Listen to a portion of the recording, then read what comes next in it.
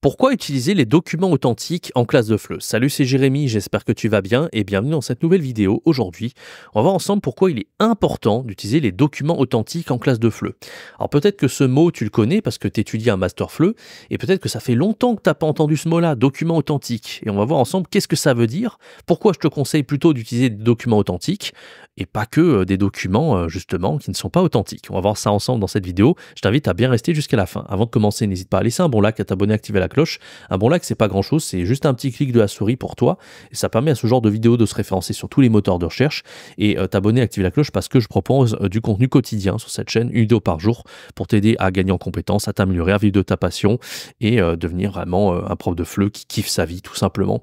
Et n'hésite pas à récupérer mon produit gratuit, les 15 cours de FLE débutant, niveau A0, A1, débutant total. C'est 100% gratuit et ça te permettra d'économiser jusqu'à 57 heures de préparation. N'hésite pas, c'est le premier lien dans la description. Alors, les documents authentiques, qu'est-ce que c'est? Déjà, un document authentique, c'est un document qui n'a pas été conçu pour l'enseignement. C'est en fait l'inverse des documents qu'on va trouver dans les manuels, parce que ça, c'est des documents qui ont été conçus par des concepteurs pédagogiques, donc il y a toute une équipe derrière, et justement, ça fait un peu moins naturel, en fait. Alors, c'est pas des mauvais documents, hein, ça va faire progresser les apprenants. Bien sûr, c'est à toi de bien les adapter, hein. C'est toujours pas très bon de reprendre le document tel quel sans rien faire derrière, sans rajouter des questions, sans essayer de se l'approprier. En fait, tout contenu d'enseignement, faut se l'approprier dans tous les cas.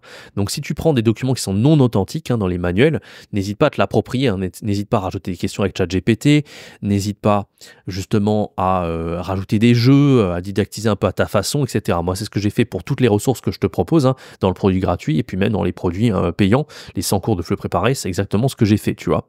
Parce que reprendre tel quel, ça n'a aucun intérêt, justement. Et les documents authentiques, en fait, c'est des documents que tu vas trouver, en fait, un petit peu partout, hein. Soit tu vas les trouver sur Internet, en faisant des recherches, par exemple, sauf si c'est des ressources de FLE, que tu vas trouver sur les experts ou Philippines ou j'en sais rien. Mais si tu trouves, par exemple, moi j'avais fait des documents authentiques, par exemple, quand j'étais abonné à des newsletters de gens que j'aime bien dans le marketing ou dans les réseaux sociaux, j'avais fait, voilà, j'avais aimé en fait certains de leurs mails, certains de leurs contenus, et je me suis dit putain, pourquoi pas en fait utiliser ça pour la classe de FLE. Donc j'avais repris un mail d'un marketeur que j'aimais bien qui s'appelle Antoine BM, je l'ai repris et je l'ai mis dans le chat GPT. Et j'ai conçu des questions par rapport à ça. Et j'avais un document authentique, parce que j'ai repris en fait un mail qui a été envoyé à moi en fait, et je me suis dit ça serait génial à faire à mes apprenants au niveau B1. Et ça, je te l'ai proposé. Alors c'est dans les cours payants, ça, des 50 cours de FLE de ChatGPT. Donc j'ai didactisé avec ChatGPT, donc ça prenait un peu de temps parce qu'il fallait prendre les questions, il fallait les inclure dans PowerPoint, il fallait rajouter des visuels, etc. Mais en fait, c'était super cool parce qu'en fait, l'intérêt d'utiliser des documents authentiques, c'est justement que toi, tu sois plus motivé pour la classe de FLE. Tu seras beaucoup plus motivé parce que c'est pas des trucs qui ont été conçus que d'autres cerveaux en fait ont pensé et pas le tien. C'est parce que par définition, si tu utilises des documents authentiques que toi tu as choisi, c'est toi qui as choisi en fait d'enseigner ce type de contenu et ce type de contenu. Donc derrière, en fait, avant d'arriver en classe, tu auras beaucoup plus de motivation, tu seras content, tu seras fier en fait de montrer tes propres activités, tu seras comme un concepteur pédagogique qui propose tes propres contenus.